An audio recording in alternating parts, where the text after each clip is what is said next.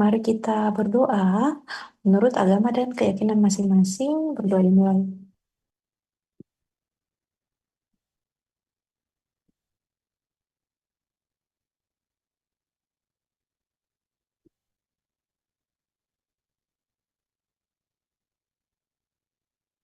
Oke, berdoa selesai. Eh, oke, Ibu minta tolong dinyalakan semua kameranya. Kita akan dokumentasi dulu.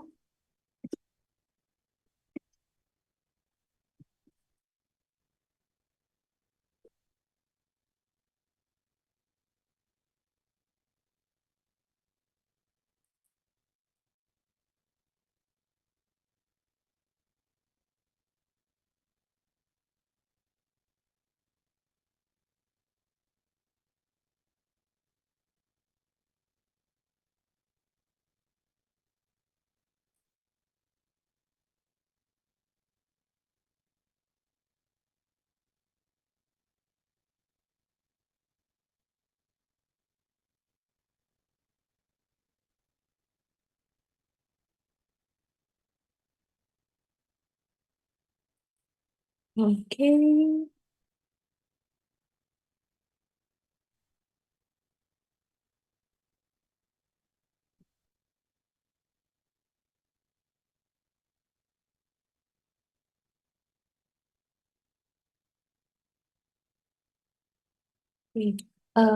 Hari ini untuk mata kuliah komputer administrasi kesehatan, materi yang pertama itu adalah teknologi informasi, penerapan teknologi informasi dalam manajemen administrasi kesehatan. Jadi materi kita hari ini ada dua, untuk penerapan teknologi informasi dan Microsoft PowerPoint. Oke, jadi minggu ini itu terakhir untuk mata kuliah ini pertemuan offline. Jadi minggu depan silakan dibawa laptopnya masing-masing. Kemudian yang tidak belum punya laptop, nanti minggu depan silakan gabung ke temannya. Materi kita minggu depan adalah Microsoft Access. Oke, kemudian ibu kelasnya akan offline karena dari minggu kemarin untuk Excel itu banyak yang sulit mengejar kalau online. Oke, sedangkan Microsoft Access itu lebih sulit dibanding eh, Microsoft Excel. Jadi karena akses itu dia nanti ada di basis data. Jadi kita minggu depan untuk mata kuliah ini akan pertemuan offline sekalian. Minggu depan juga Ibu akan menjelaskan untuk teknis UTS-nya nanti. Ya, jadi nanti materi UTS-nya itu di Microsoft Word, kemudian Microsoft Excel, PowerPoint, dan Microsoft Access. Oke, nanti untuk teknis di pertemuan kita minggu depan akan Ibu eh, kabari di tutor tingkatnya masing-masing. Oke, layar dan suaranya Ibu apakah terdengar dan terlihat jelas, Nak? Iya, Bu, terdengar dan jelas. Oke, nah materi yang pertama adalah penerapan teknologi informasi atau kita akan singkat TI dalam manajemen administrasi kesehatan. Fungsinya adalah sebagai strategis dalam meningkatkan efisiensi operasional. Nah, operasional yang dimaksud di sini adalah semua kegiatan atau bagian inti yang jadi kegiatan utama atau bisnis inti perusahaan. Nah, jadi misalnya kita berbicara tentang fasilitas kesehatan, maka operasional adalah semua hal yang terkait dengan bagian inti dari fasilitas kesehatan. Contohnya, misalnya untuk semua yang terkait dengan perawatan pasien, kemudian gaji dokter atau tenaga kesehatan. Nah, semuanya itu yang disebut dengan operasional. Pokoknya operasional ini adalah segala sesuatu yang berkaitan dengan bisnis inti perusahaan. Dalam hal ini yaitu fasilitas kesehatan. Kemudian akurasi data dan transparansi keuangan serta kualitas pelayanan. Nah, kalau kita berbicara tentang kualitas pelayanan, berarti terkait dengan mutu yang diberikan, fasilitas kesehatan, dan dirasakan manfaatnya oleh pasien yang mengunjungi fasilitas kesehatan. Nah, dalam konteks fasilitas pelayanan kesehatan, seperti rumah sakit, teknologi informasi ini tidak hanya mendukung pelayanan klinis, tapi juga berpengaruh dalam banyaknya sistem atau proses administrasi. Nah, sehingga teknologi kesehatan yang baik itu akan mampu menyederhanakan semua proses antrian yang ada keputusan di tingkat manajemen. Nah, jadi semua data yang terkumpul di dalam software atau aplikasi teknologi informasi itu akan digunakan untuk membaca dan memproyeksikan pengambilan keputusan yang lebih tepat sesuai dengan data yang diperoleh berdasarkan kebutuhan pasien untuk pengambilan keputusan di masa yang akan datang. Juga digunakan dalam mengevaluasi sehingga kualitas pelayanan itu akan dapat semakin lebih baik seperti itu. Nah, untuk penerapan teknologi informasi ini yang kita belajar hari ini adalah pengantar. Jadi mungkin nanti kalian akan lebih paham ketika ada tugas mata kuliah yang bentuknya adalah observasi ataupun PJBL ke fasilitas kesehatan seperti rumah sakit atau puskesmas atau klinik. Nah, juga akan kalian lebih paham ketika di semester 5 atau 6 pada saat magang prodi atau magang berdampak di mana masing-masing mahasiswa itu akan langsung praktik di fasilitas kesehatan yang ditentukan seperti itu. Jadi nanti itu kalian akan lebih familiar lagi karena keseharian di fasilitas kesehatan itu tidak bisa terlepas dari software ataupun aplikasi berbasis teknologi informasi. Oke, nah aplikasi dari penerapan teknologi informasi itu ada bermacam-macam.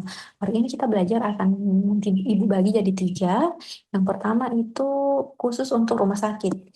Jadi di rumah sakit itu ada yang disebut dengan SIM-RS atau Sistem Informasi Manajemen Rumah Sakit.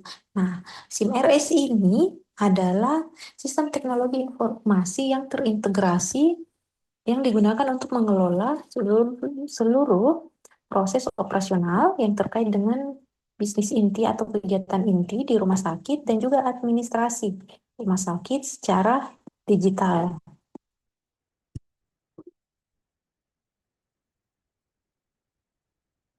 Kemudian, mengimplementasikan SIM-RS atau Sistem Informasi Manajemen Rumah Sakit di setiap rumah sakit itu akan mengacu pada regulasi ataupun landasan hukum yang ditetapkan oleh Kementerian Kesehatan Republik Indonesia.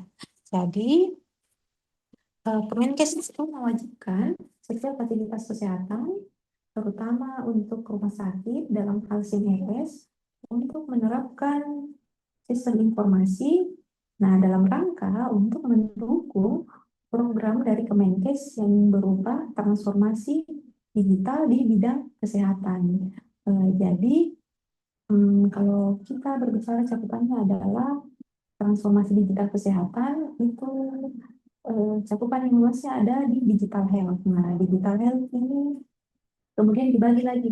Ada telemedicine seperti Halodoc, kemudian ada juga misalnya yang berupa konsultasi online seperti itu atau video call online, chat online. Nah, teknologi informasi atau sistem informasi manajemen itu adalah bagian dari ada 6 pilar dari digital health. Nah, salah satunya yang kita pelajari hari ini adalah implementasi pada teknologi informasi di fasilitas kesehatan.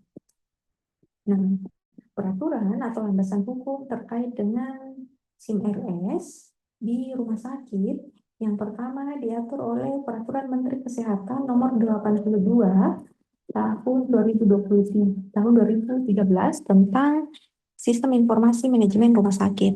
Nah, kalau di kesehatan itu kan bidang yang sangat eh, terkait dengan atau tergantung dengan regulasi yang ada. Jadi kita itu mengacu atau berpedoman pada regulasi yang ditetapkan pemerintah, dalam hal ini adalah Kementerian Kesehatan. Jadi bidang kesehatan itu dia salah satu bidang yang dia sebutannya adalah high regulated. Jadi sangat diatur secara regulasi dan landasan hukumnya seperti itu. Kemudian yang kedua diatur dalam Peraturan Menteri Kesehatan Nomor 24 Tahun 2022 tentang rekam medis.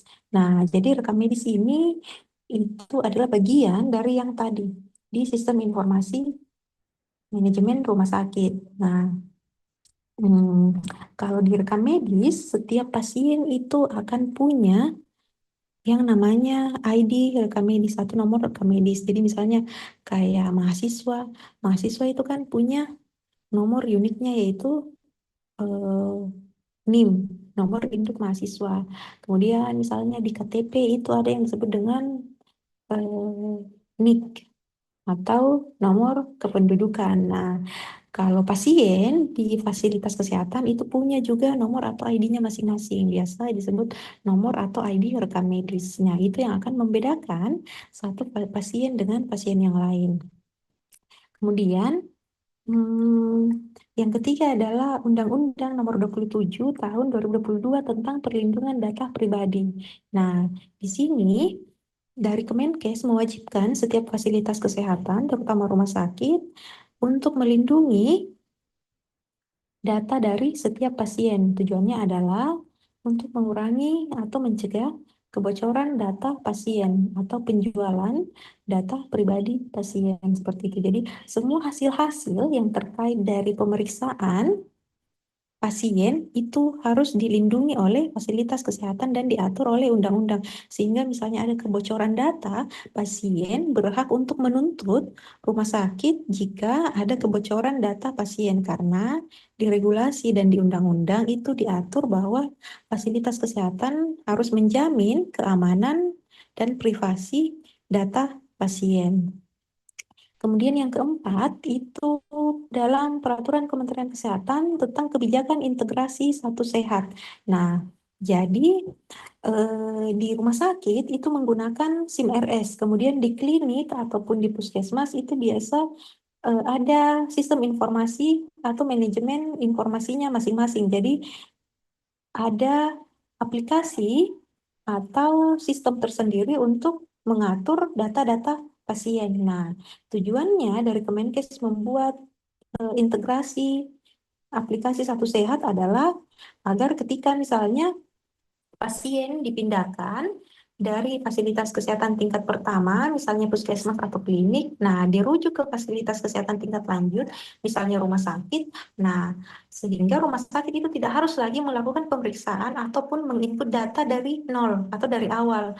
Nah, jadi dengan integrasi aplikasi Satu Sehat, data dari vaskes sebelumnya, misalnya dari klinik ataupun dari puskesmas, itu yang akan dikirimkan ke rumah sakit. Nah, disinilah fungsi dari integrasi Satu Sehat. Jadi, semua data pasien, walaupun fasilitas kesehatannya itu berbeda-beda, dia dapat diakses sesuai dengan kebutuhannya. Seperti itu. Nah, di sini kalau kita perhatikan bahwa penerapan sistem informasi manajemen baik di rumah sakit maupun di fasilitas kesehatan yang lain itu sangat bergantung dari kualitas dari aplikasi ataupun sistem informasinya.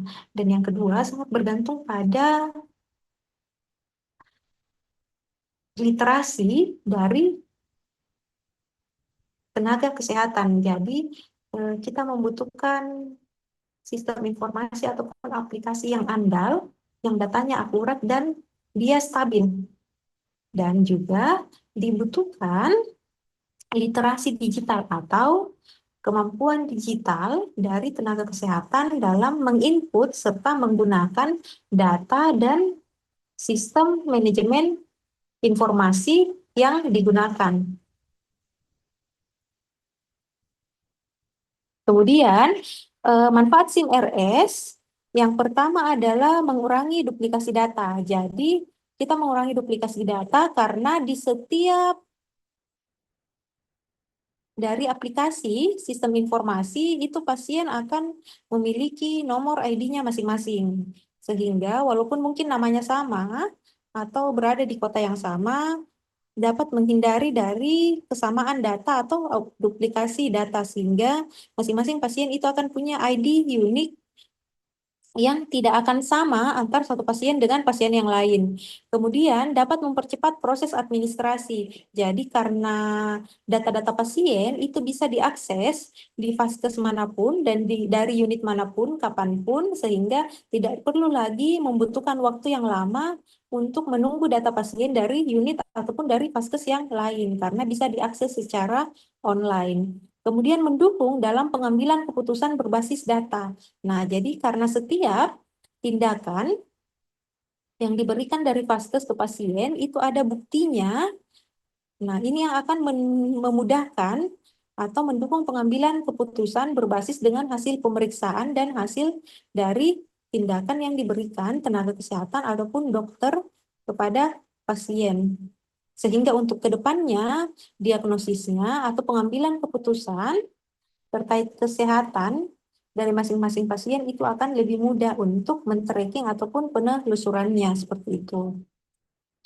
Kemudian penerapan teknologi informasi yang kedua ada di rekam medis elektronik, biasa disingkat RME. Nah, jadi sebelum RME ini bentuknya adalah rekam medis elektronik, rekam medis yang tradisional itu dia bentuknya adalah kertas. Jadi dulu itu pasien di rumah sakit dia harus membawa kertas hasil pemeriksaannya atau hasil diagnosisnya ketika berpindah rumah sakit atau berpindah fasilitas kesehatan. Bahkan dalam satu fasilitas kesehatan yang sama, jika berpindah unit atau berpindah poli, pasien itu harus membawa hasil rekam medik dalam bentuk kertas. Nah, itu sebelum muncul rekam medik elektronik.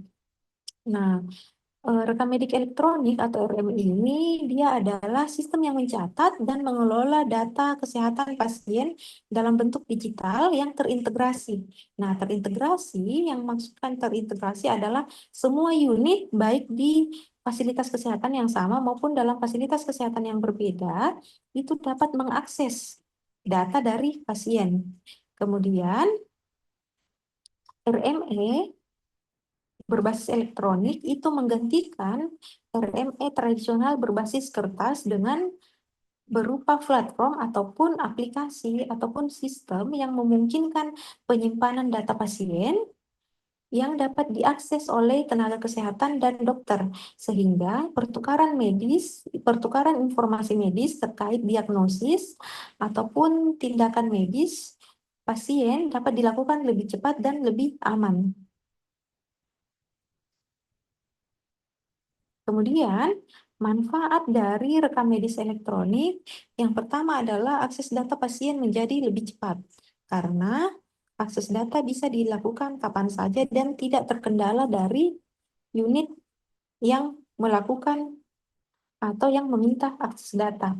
Kemudian, manfaat yang kedua adalah mengurangi kesalahan pencatatan, mendukung integrasi dengan sistem klaim seperti BPJS Kesehatan. Nah, jadi di fasilitas kesehatan, untuk pasien dengan asuransi BPJS atau pasien yang ditanggung BPJS, sistemnya adalah pasien datang ke fasilitas kesehatan, kemudian ditangani atau diberi tindakan.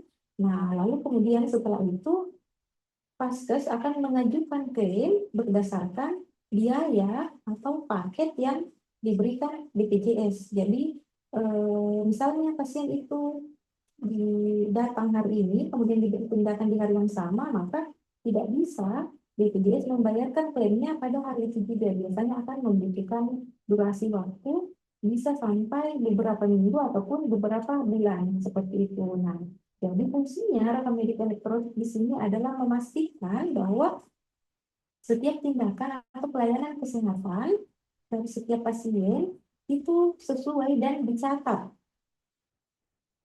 pada rekam medis elektronik sehingga ketika fasilitas kesehatan mengirimkan klaim, itu tinggal mengakses atau tinggal membuka data pada aplikasi rekam medik elektronik sehingga biaya yang dikeluarkan dari fasilitas kesehatan itu bisa sesuai dengan apa yang klaim diturunkan kepada BPJS. Kemudian memudahkan audit dan akreditasi. Nah, jadi setiap fasilitas kesehatan itu akan melaksanakan audit dan akreditasi pada periode yang ditentukan. Misalnya dalam periode 2 sampai 3 tahun seperti itu. Nah, di fasilitas kesehatan yang audit atau yang mengakreditasi biasanya adalah misalnya BPJS. Bisa juga dari pemerintah. Misalnya diwakili oleh Dinas Kesehatan setempat ataupun dari Kementerian Kesehatan seperti itu. Nah, bagian yang ketiga untuk penerapan teknologi informasi adalah sistem antrian atau pendaftaran online.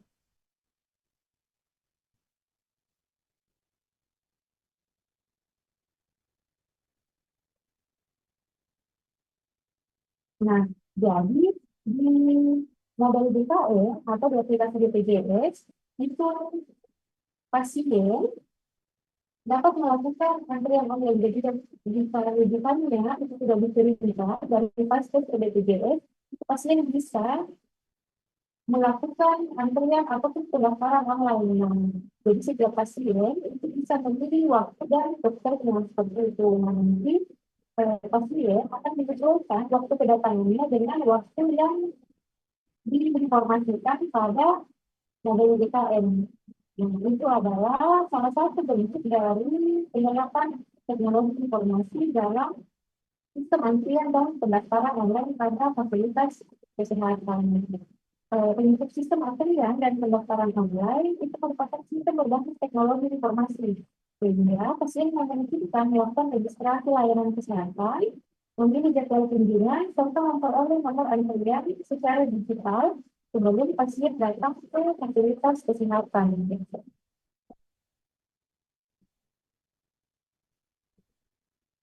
Oke, sampai di sini untuk materi penerapan teknologi informasi di fasilitas kesehatan. Apakah ada yang ingin ditanyakan, Nak? Sebelum Ibu lanjut ke materi yang kedua, yaitu penyajian data kesehatan di Microsoft PowerPoint. Suaranya Ibu kedengaran jelas, Nak? Iya, Ibu. Oke. Untuk materi ini yang teorinya tentang penerapan teknologi informasi, apakah ada yang ingin bertanya?